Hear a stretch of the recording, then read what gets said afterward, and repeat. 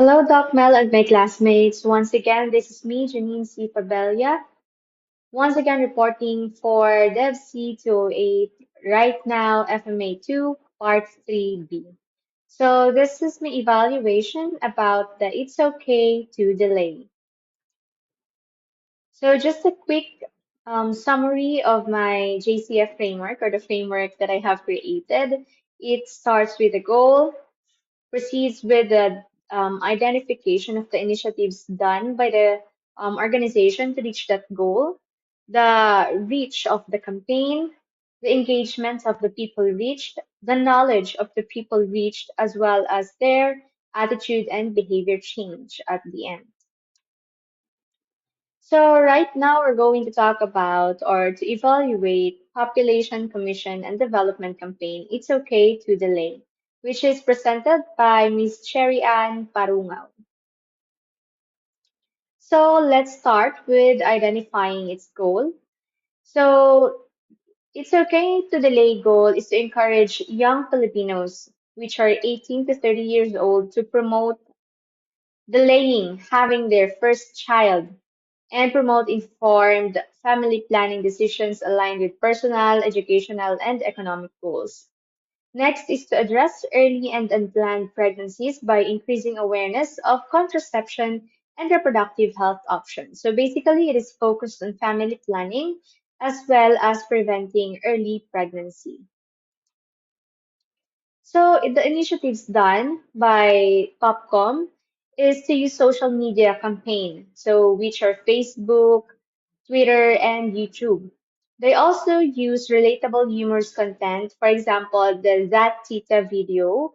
So That Tita video series is like about having a tita, which is a fad at the moment, talking to their relatives and then talking about their lives.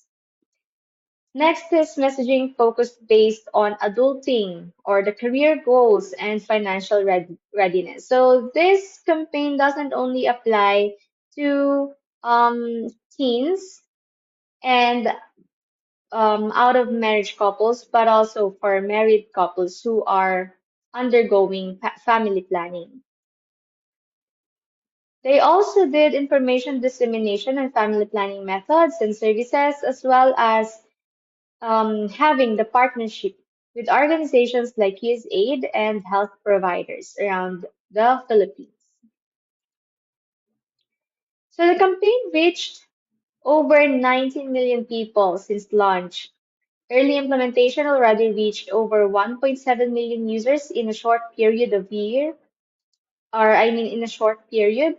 And they also specifically target the layers who are young adults which are 18 to 30 years old. So their audience segment is very well defined and a previously unserved segment. So the engagement, they use humorous and culturally relatable scenarios like the Datita video, which increase their audience interaction in social media contents. And they also encourage sharing and conversations on their page. So with that, the growth in their page indicates the traction. So each post actually reaches about one point something thousand audiences in just one post.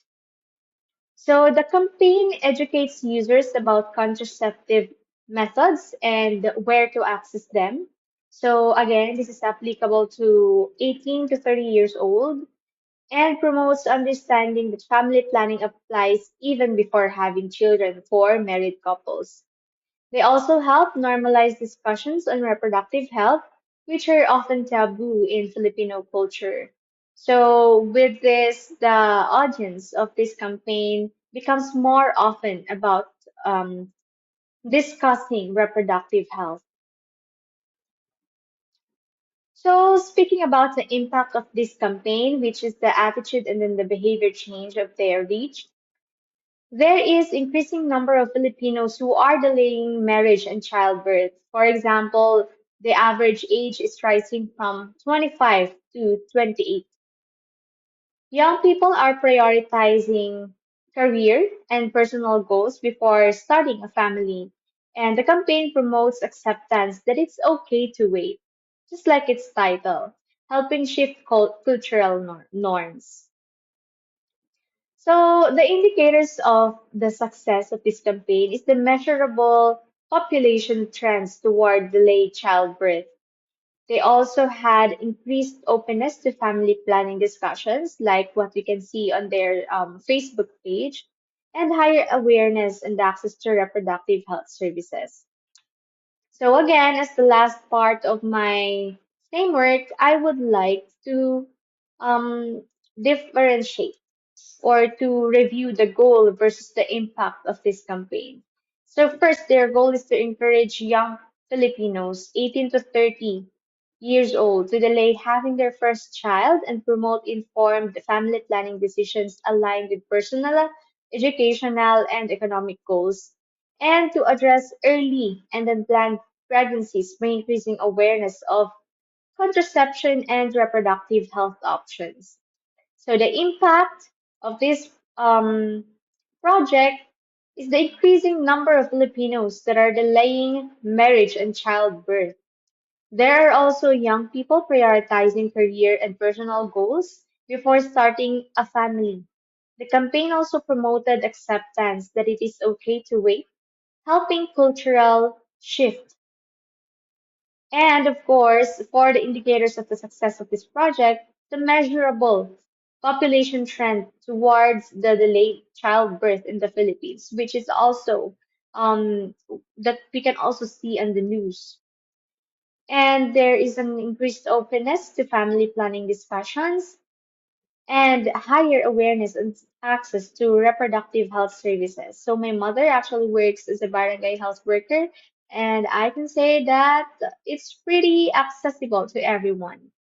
And right now, I am also aware that my peers, um, not really my peers, but the ones who are younger than me are already open about talking about reproductive health and contraception. So I think with this impact that we have discussed right now, we can already see that it is at par with the goal of the It's Okay to Delay project of Popcom.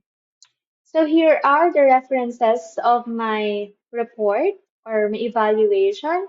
And thank you so much for listening. See you on the next presentations.